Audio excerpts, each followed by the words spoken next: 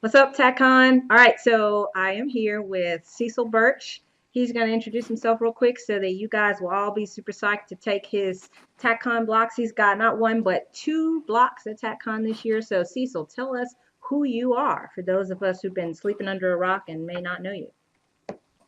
I'm some goof who somehow has fooled Tom Givens into thinking I'm okay to teach at his giant conference with all these people.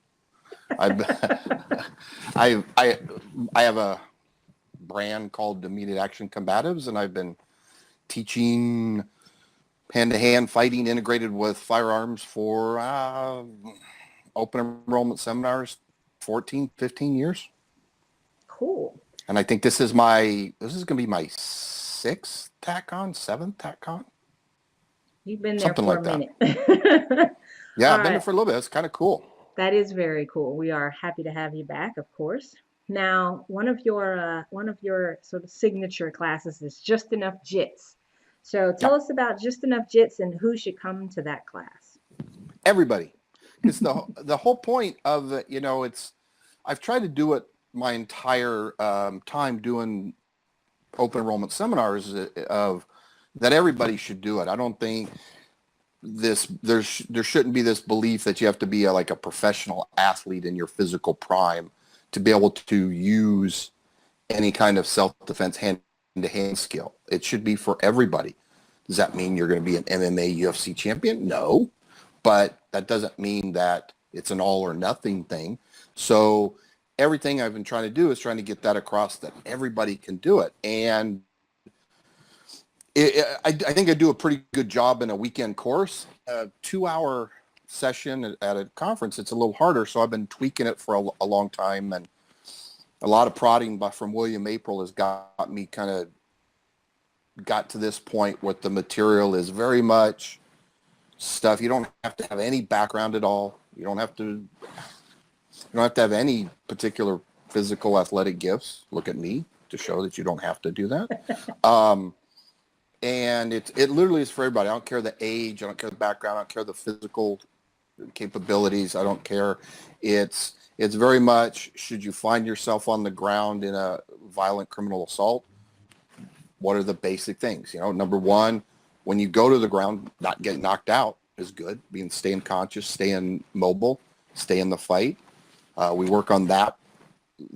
How to stand back up against somebody who's knocked you down or who's actually trying to keep you on the ground. And I think those are pretty important skills, and you can't just figure them out in the heat of the moment. And so that's what Just Enough Jits is pretty much anybody, because I think that's just like carrying a firearm, I think that should be for everybody. It's not the guy who's going to be at the Jiu-Jitsu Academy, 5 days a week. It should be for anybody, even if all you can do is a 2-hour block. So you answered my first question, which was, well, what if I've never had jits before, or what if I'm Yep. old, or what if I'm fat? But then my next question is, what do you say to the student who says, what do I need to know jits for? I got a gun. It's great when that works.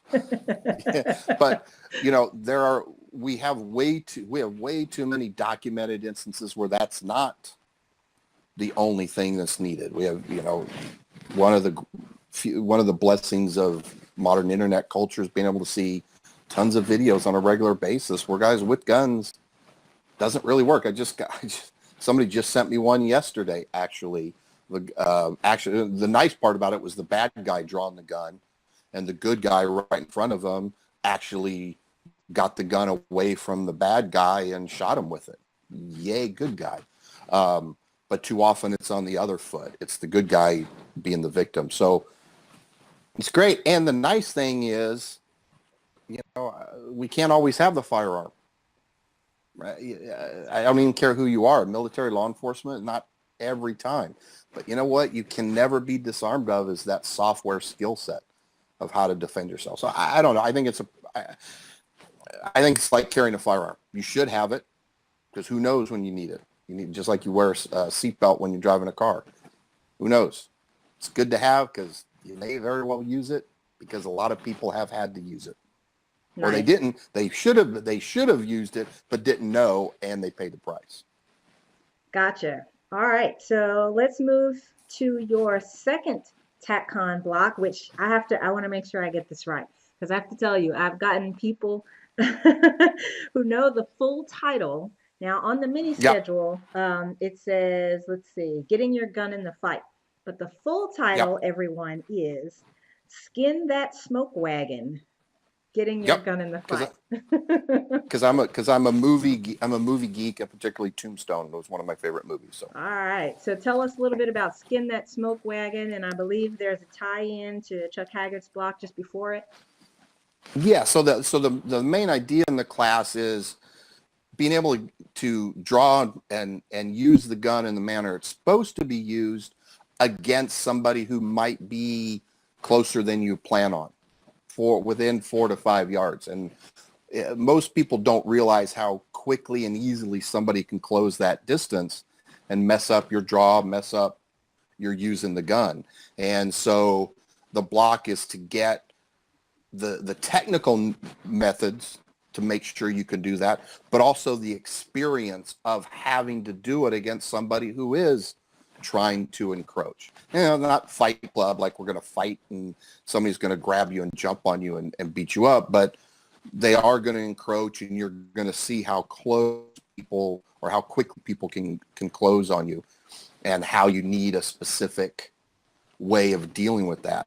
And it's pretty much designed to work in concert with Chuck's block, because his thing is using Craig Douglas's Managing Unknown Contacts template, which I'm going to use as well, partly in my class, is keeping the distance from the guy, trying to keep him away, possibly using something like OC spray.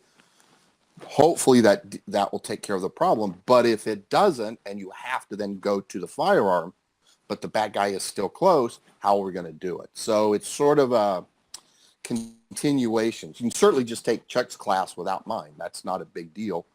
But if you do both, you get, kind of nice double for your money, bang for your buck type situation. Gotcha. Cool. Sounds good. All right, folks. So you heard it from the horse's mouth. We've got just enough jits. Horse's mouth? You heard it from Cecil's mouth. Cecil's not a horse. Okay. Just enough jits is on Friday morning, and Yep. Getting Your Gun in the Fight Saturday morning. Thank you so much. We'll see you guys at Thanks, Tiffany, TACCON. for talking to me.